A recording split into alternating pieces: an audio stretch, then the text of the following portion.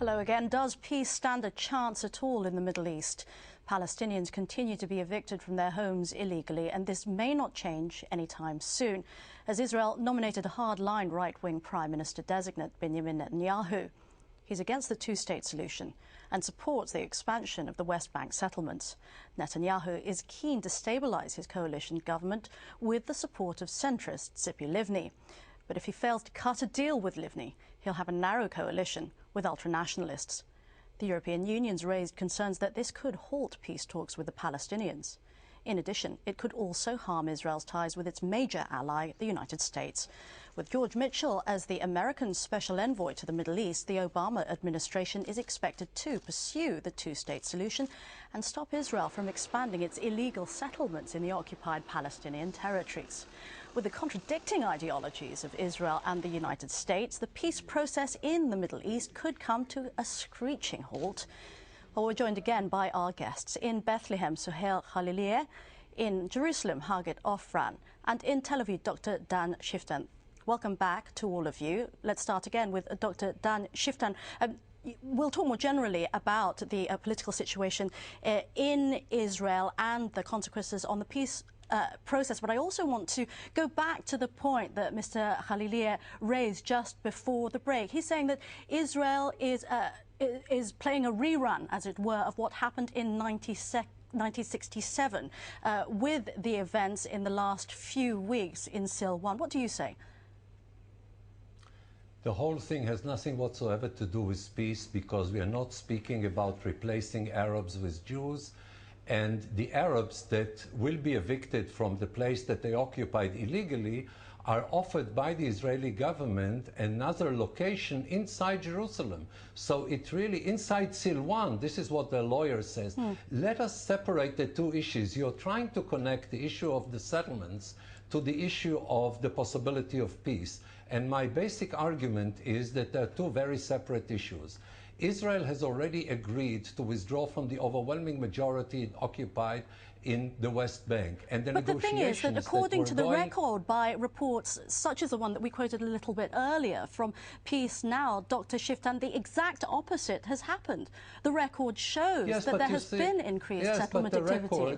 The record is made by left-wing small elements in Israel, funded by Europeans who are ideologically committed to say that Israel is wrong. This has nothing whatsoever to do with reality. How is it ideological? Let me give you, if I may I answer the question? The whole issue of the settlements in the West Bank that Israel and the Palestinians are disputing is something between 3% and 7% of the territory. If you take it in the expanded sense, it is 7%. If you take it in the narrow sense, it is 3%. So first of all, let us speak about 97%. Israel was willing to discuss land swaps. So the issue is not the issue of the settlement. The peace process is stuck for a very long time. I don't think this particular government will have to work very hard at sticking it because it's stuck. And it is stuck because the Palestinians are not willing to accept a state. They're speaking about the right of return. They don't accept the fact that on the other side of the border, after you establish a Palestinian state, there will be a Jewish state. As you speak, the real issue Dr. is not the Shiftan, I can settlement. see HAGIT OFRAN in Jerusalem herself trying to get a word in edgewise there. I'm going to let you respond to the challenge that your group, Peace Now, is ideologically leftist, and that is what is affecting the report that you published on the record of settlements in 2008. And I think we ought to answer as well this question, because isn't there an argument that Palestinian residents should accept the voluntary relocation deals, the fact being that if they don't, they'll be left with nothing? That's up to the Palestinians who live there to decide. I cannot decide for them.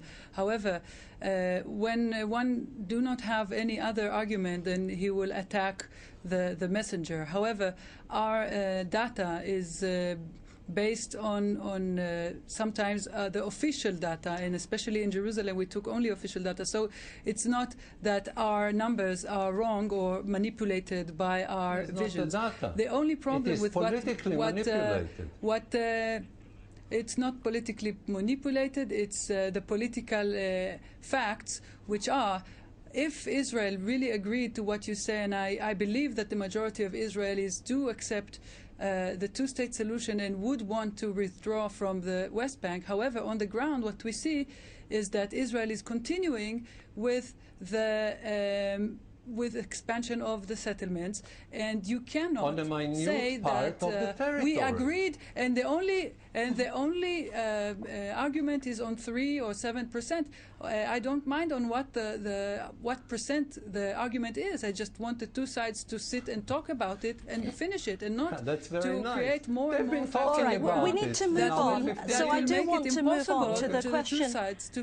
To the question of how the settlements issue is going to affect U.S.-Israel relations. We touched on it a little earlier, and I do want to ask you, Dr. Dan Shifton, do you think that the Obama administration and the nascent right-wing Israeli government are on a course for collision? After all, George Mitchell, as special envoy to the Middle East, has in the past called for a freeze on settlement activity. Yeah, there'll be a minor problem with the Obama administration. By the way, I welcome it. It has to do with the outposts. And Israel really has to remove the outposts. But when it comes to the bulk of the settlements, I think the Obama administration understands what every sensible person understands. Namely, if you reach a political solution, the settlements don't remain as a problem.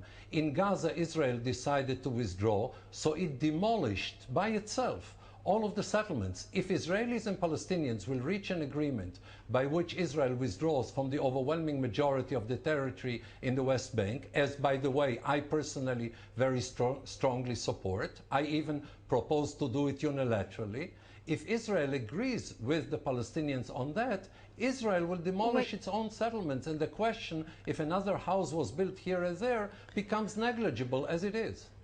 Do you consider that a negligible issue, Suhail Khalilieh? Well, before that, I mean, you talked about so many issues. I mean, I like the chance to speak about it. First, Dr. Dan said that the Palestinians are living there in Silwan, the neighborhood in Silwan, illegal, and they must be evacuated.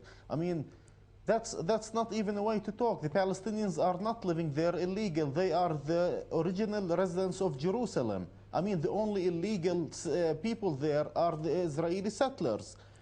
He's talking about land swap. On this particular archaeological site are illegal. Well, there is no archaeological sites. This is just the pretext you're using. You talked about land swap from 3 to 7%. I mean, the segregation wall alone is isolating behind it more than 12%. You're not even calculating Jerusalem within the land that is isolated behind the segregation wall. I mean, you're trying to make a reality on the ground. With the segregation wall, with all the plans that's happening in Jerusalem, you're killing the two-state solution. That's basically what's happening eventually, and I said it earlier. Yeah, Mr. Khalilieh, we are running out of time, unfortunately. According to your desire. So let's talk about the future of the peace process, given the political situation. There is political disarray both in Palestine and in Israel at the moment, and we have a new government in the United States, which is, of course, a major player. What is your view about the future? Well, with the Israeli government, at least we know where Netanyahu stands on the peace process. I mean, he's very frank about it, and actually this is a relief for the Palestinian. At least we know for once where the Israelis stand. All right, an article in the British press quotes an anecdote that Benjamin Netanyahu likes to tell about how he and Obama have met and how they discussed how they were both pragmatists. HAGIT, OFRAN, I'm going to let you have the last word in this program. Do you think Netanyahu is as pragmatic as he appears to want to be?